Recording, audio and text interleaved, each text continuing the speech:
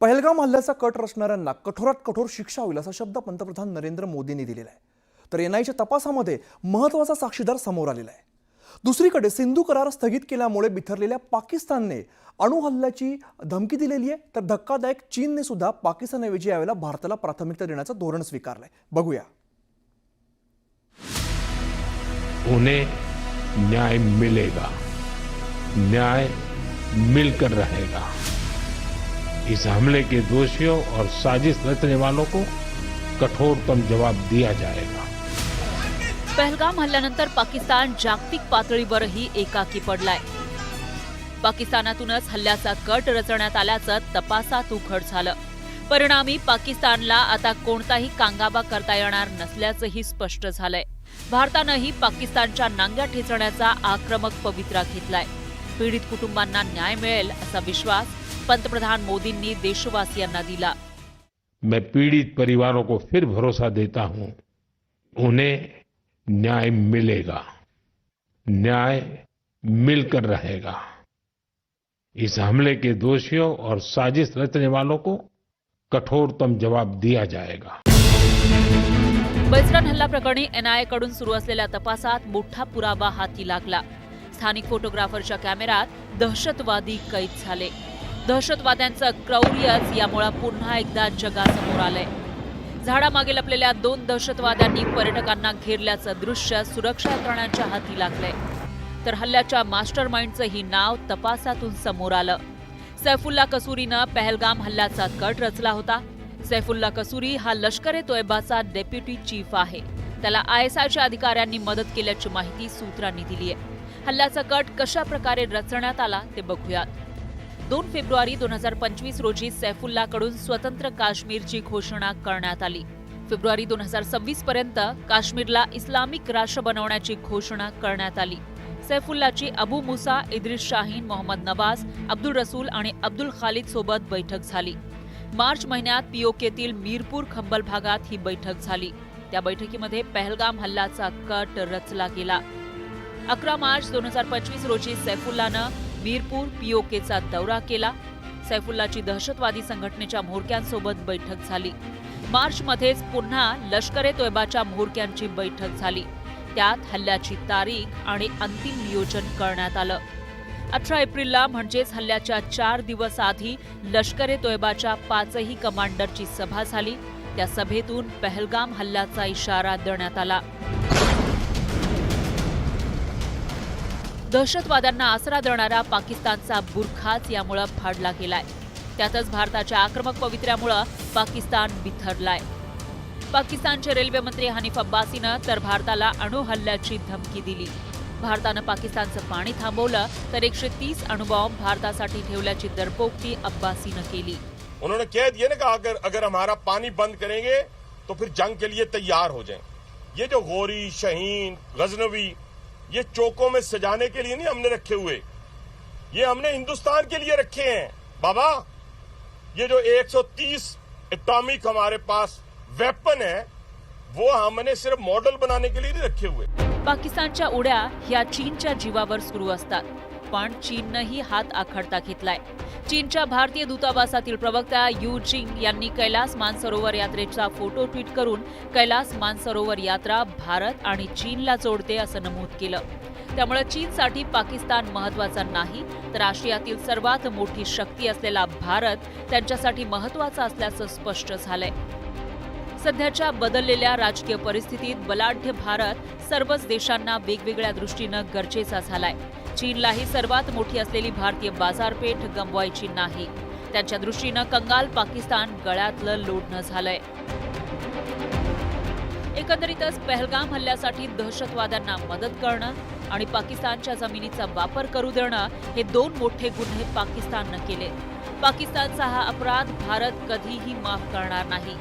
भारताची ही भूमिका जगानंही मान्य केली आहे। त्यामुळे चहूबाजूनं कोंडी झालेल्या पाकिस्तानचा कणा लवकरच मोडला जाईल यात शंका नाही। Bureau report, news 18 Lokmat. नाक दाबल्याशिवाय तोंड उघडत नाही अशी आपल्याकडे एक म्हण आहे आणि सध्या पाकिस्तानच्या बाबतीत भारत अशाच भूमिकेमध्ये दिसतोय। दहशतवादाला पोषणाऱ्या पाकिस्तानचं नाक दाबण्याची पूर्ण तयारी भारतानं केलेली आहे। त्यातला पहिला वार म्हणजे सिंधू स्ट्राईक मानला जातोय. बघूया. भारताचा पाकिस्तानवर सिंधू स्ट्राईक. भारत पाकिस्तानची लाईफलाईन तोडणार. सिंधू जल करार रद्द करण्याचा निर्णय. पाकिस्तानच्या पायाखालची वाळू सरकली. दहशतवादाला पोचणाऱ्या पाकचं नाक दाबायला भारतानं सुरुवात केली आहे. त्यानुसार भारत सरकारनं सिंधू जल करार रद्द करण्याचा निर्णय घेतलाय. पंतप्रधान नरेंद्र मोदी यांच्या अध्यक्षतेखालील मंत्रिमंडळाच्या सुरक्षा विषयक समितीनं हा निर्णय घेत पाकिस्तानवर पहिला वॉटर स्ट्राईक केलाय. भारताकडनं घाईघाईने रिॲक्शन करणं, एखादा मिलिटरी ॲक्शन करणं हे बरोबर होणार नाही, कारण आपण त्यांच्या हातात हे कोळीत देऊ जर असं केलं गेलं तर. म्हणून भारताने आता हे 5 निर्णय जे घेतलेले आहेत, सिंधू नदीची जी ट्रीटी आहे ती बंद करण्याची किंवा सस्पेंड करण्याचं एक मुख्य, आणि बाकी सगळ्यांना इथून जायला सांगितलं. त्यांच्या डिफेन्स अटॅचेसना व्हिसा बंद केलेत. अटारी आणि वाघा बॉर्डरचा तो सेरेमनी जो असतो तो बंद केला. हे फार चांगली एक पावलं उचलली आहेत भारताने. याच्या पुढे काय होईल आता सांगण्यात नाही, पण नक्कीच काही ना काहीतरी मिलिटरी ऍक्शन भारताकडनं होणार आहे. ती कधी होईल, कुठे होईल, कशी होईल, कोणी सांगू शकत नाही. निर्णयाच्या नुसत्या घोषणेनंच पाकिस्तानच्या पायाखालची वाळू सरकली आहे. पाकिस्तान भारताला धमक्या देण्याचा केविलवाणा प्रयत्न करतोय. पण पंतप्रधान नरेंद्र मोदींनी 2016लाच पाकिस्तानला थेट इशारा दिला होता, तरीही पाकिस्तानला काही शहाणपण आलेलं नव्हतं. ये जो डेवलपमेंट कल रात की है, उसके बाद तो अभी जागेगा सिक्योरिटी काउंसिल का अमला, तो फिर पता चलेगा वो क्या कहते हैं. लेकिन अभी पाकिस्तान का नाम लेके, ये भी हमें माइंड में रखना चाहिए, we are responsible people. Pakistan का नाम लेके कोई बात नहीं की गई, इशारों कनाव में बात हो रही है. लेकिन चूंकि उन्होंने कुछ फैसले किए हैं, फैसलों का जवाब दे दिया गया है. जब अगर डायरेक्टली को अटैक होगा तो उसका उससे भी भरपूर, बल्कि वो तुर्की में होगा, इनका जवाब पत्थर से दिया जाएगा. सिंधू जलकरार पाकिस्तानची लाईफलाईन समजली जाते. ही लाईफलाईन तुटली तर पाकिस्तानला कोणीही वाचवू शकणार नाही. भारत आणि पाकिस्तान मधला सिंधू जलकरार एक आंतरराष्ट्रीय करार आहे. 19 सप्टेंबर 1960 रोजी जागतिक बँकेच्या मध्यस्थीनं हा करार झाला. करारानुसार सिंधू नदी आणि उपनद्यांच्या पाण्याचं वाटप करण्यात आलं. भारताला पूर्वेकडच्या रावी, बियास आणि सतलजचं पाणी वापरण्याचा अधिकार मिळाला, तर पाकिस्तानला पश्चिमेकडील सिंधू, झेलम आणि चिनाबचं पाणी मिळालं. पाकच्या पाण्याच्या गरजेच्या एकूण 80% पाणी एकट्या सिंधूच आहे. करारानुसार पाण्याचा हा प्रवाह भारताला थांबवता येत नव्हता.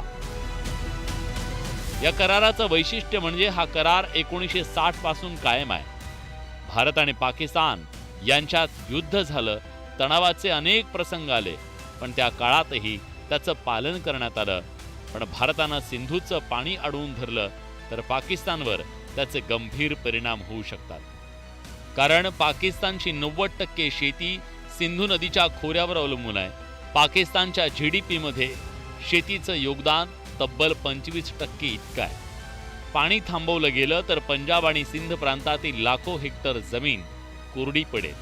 पीक उत्पादनात घट होईल, अन्न टंचाई आणि आर्थिक अस्थिरता निर्माण होईल.